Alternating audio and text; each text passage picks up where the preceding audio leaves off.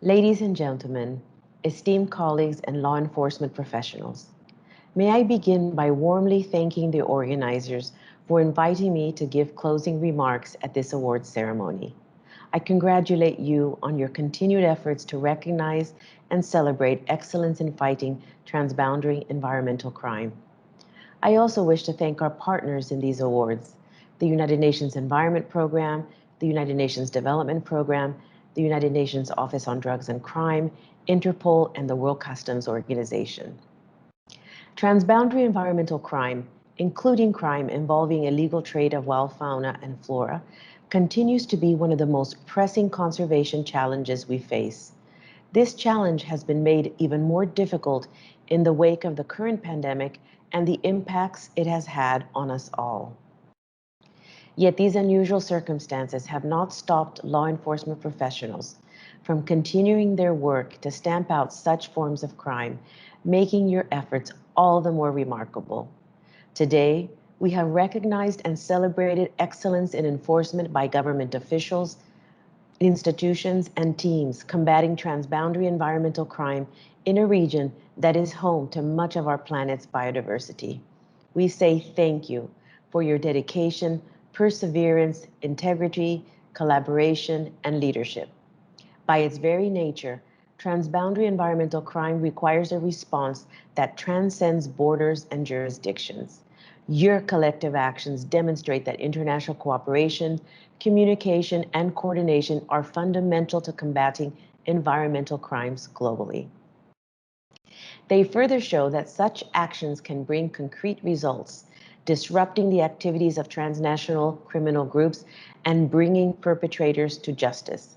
I applaud your efforts and those of all CITES parties and their enforcement agencies in taking on this challenging task.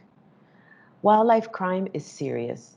It threatens species and ecosystems, but also human livelihoods and security, and it can impact entire national economies and even global public health.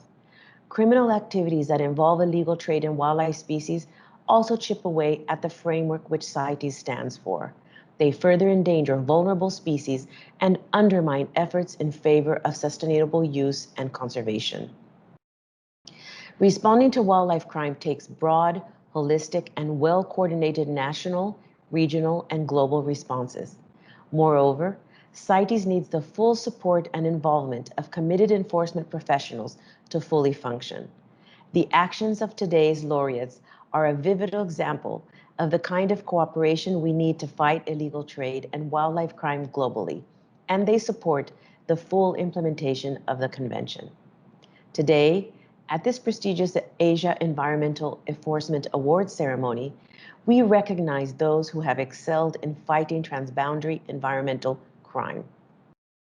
Your collective resolve, your integrity, and your spirit of collaboration, cooperation, and innovation are an inspiration to all. And so too is the advancement of gender leadership that you have shown in combating environmental crime. In closing these awards, may I encourage you to share your stories far and wide.